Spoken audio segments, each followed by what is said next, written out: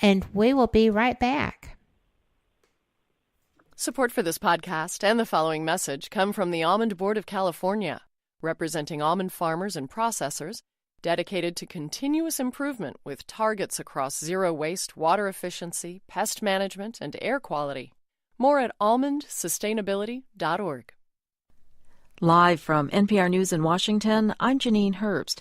President Trump is prepared to issue his first veto if Congress votes to disapprove his emergency declaration along the U.S.-Mexico border. White House senior advisor Stephen Miller tells Fox News Sunday the president will, quote, protect his declaration guaranteed. This amid criticism from lawmakers in both parties, along with several legal challenges. Already, advocacy groups and 3 Texas landowners have sued, and many states, including California, say they plan to. When Trump made the declaration Friday, he said he expected the lawsuits. NPR's Mara Liasson has more. Now he has to convince the courts that a national emergency is whatever a president says it is. And he really undercut himself in that speech in the Rose Garden where he said, I didn't need to do this. In other words, he's doing this for expedience, not necessity. He said, I just wanted to build the wall faster. He's also said at various times that the wall is already being built. NPR's Mara Liasson reporting. U.S. envoy Jim Jeffrey is reassuring military allies that American troops won't just pack up and leave Syria. Terry Schultz reports Jeffrey was at the Munich Security Conference explaining to troubled partners that they will be consulted as the withdrawal proceeds. President Trump said in December the 2,000 U.S. troops in Syria would be brought home quickly. But speaking in Munich, the U.S. Special Representative for Syria, Jim Jeffrey, explained that's not exactly the plan. We've been telling them continuously since mid-December, this is not going to be an abrupt or a rapid withdrawal. It's going to be an orderly, step-by-step withdrawal. The U.S. departure raises questions about what will happen to Syrian Kurds who've been fighting Islamic State alongside the U.S. Turkey considers the Kurds a terrorist group. Jeffrey said the U.S. is working to take care of both the security concerns of its NATO ally Turkey and the Kurdish fighters upon whom the U.S. has depended. For NPR News, I'm Terry Schultz. The U.S. is withholding funds to the Israel is withholding funds to the Palestinian Authority that it says are used to pay families of those who attack Israelis. Naomi Zeveloff has more. The Israeli Prime Minister's media advisor said that Israel's security cabinet decided to withhold more than $138 million from the Palestinian Authority in fulfillment of a 2018 law. In a statement, the advisor said that figure is the equivalent of Palestinian payments in 2018 to, quote, terrorists imprisoned in Israel and their families and to released prisoners. Among Palestinians, the payments are broadly seen as social support for people who have sacrificed in the fight against Israel's occupation. A spokesman for Palestinian President Mahmoud Abbas called the deductions a, quote, piracy of the Palestinian people's money. The deductions come out of tax revenues that Israel collects on behalf of the Palestinian Authority. You're listening to NPR News. French authorities have opened an investigation after some Yellow Vest protesters shouted anti-Semitic slurs at a French intellectual. Jake Ciganero reports the Interior Ministry says one of the suspects has been identified and that anti-Semitic acts will be prosecuted. Je le dis, quand on insulte un juif, on insulte. French government spokesman Benjamin Griveaux says when someone insults a Jew, they insult and attack the Republic, and that has to be punished.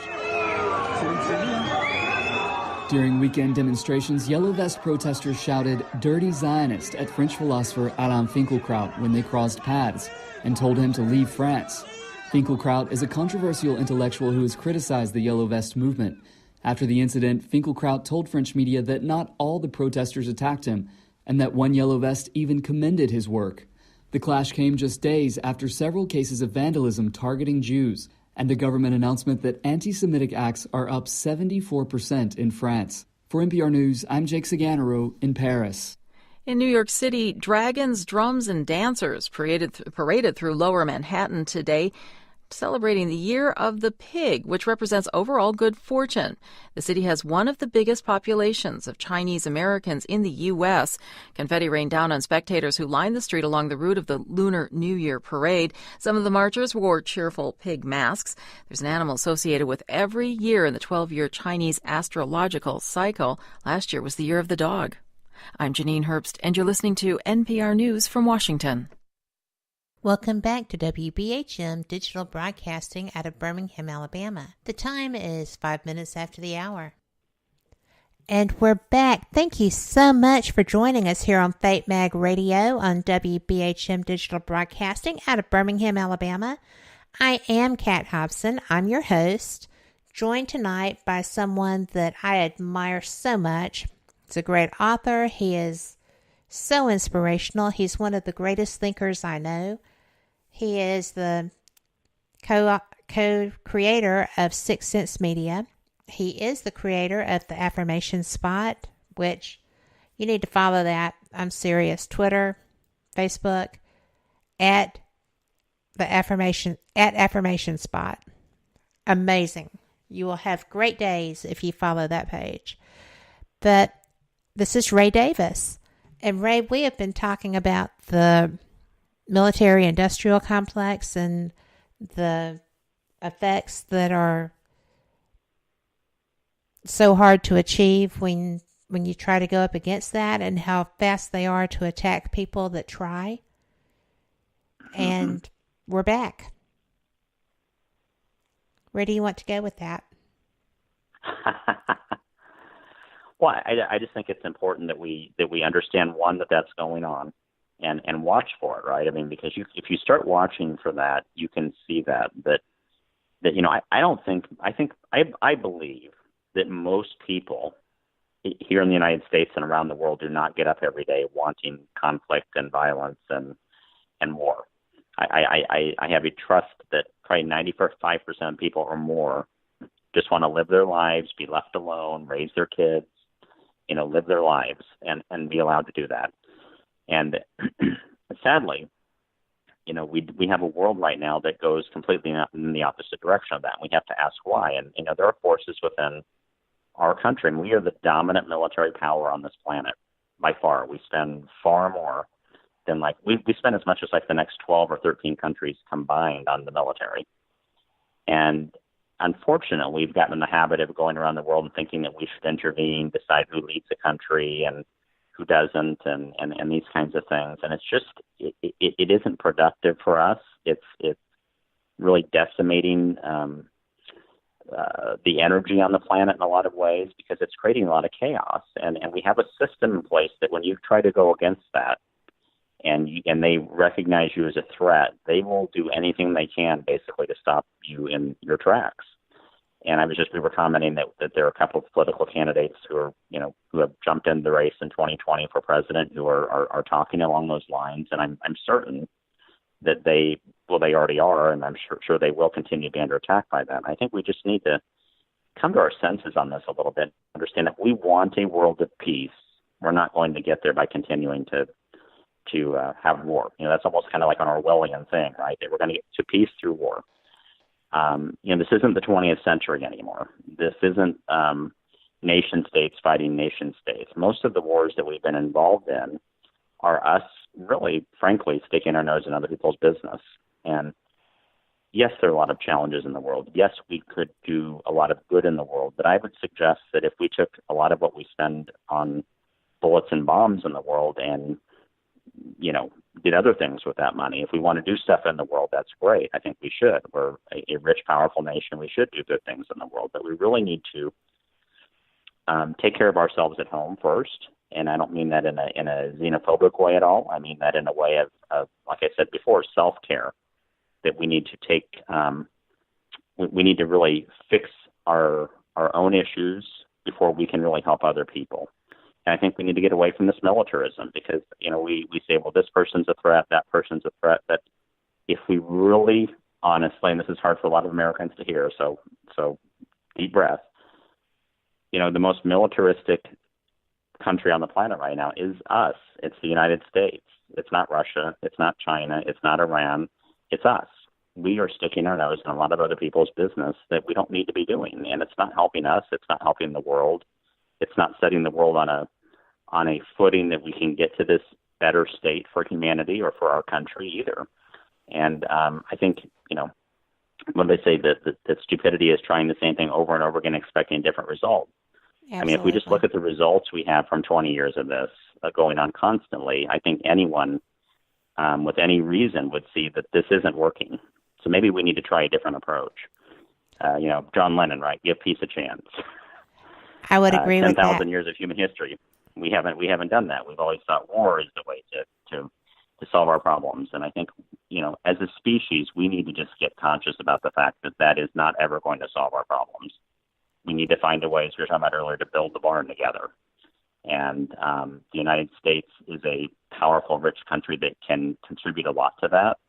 But we need to, figure out a way to build a better world for the people of this world, and not a better profit margin next quarter for, large military contractors. That just is not a way that's ever going to get us a better world.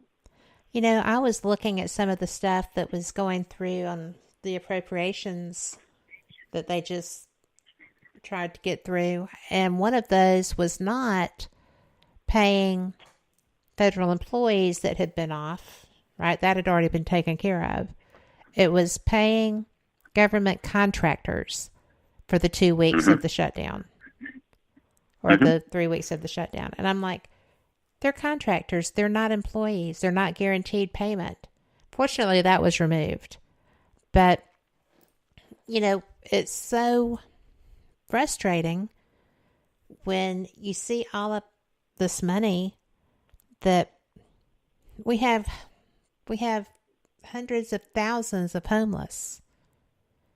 We have hundreds of thousands of sick people that can't get coverage. They have to get treated. The people have to treat them. But without coverage, then the bill falls on them, and then they have to go into bankruptcy, and then they have... Or GoFundMe. Yeah. Well, GoFundMe seems to be paying an awful lot of bills lately. Mm-hmm. But you have to be so careful with that, though. Don't just do your research. But, you sit there and you look at these things, and it's like we have 20 military veterans committing suicide every day. Every day. And yet we are out there tearing down countries and then rebuilding them. Right? We paid to rebuild Iraq. We're probably going to put a hefty chunk of change into Syria. And yet we have people here who can't eat. They fall in the gap between being eligible for and not eligible for food stamps.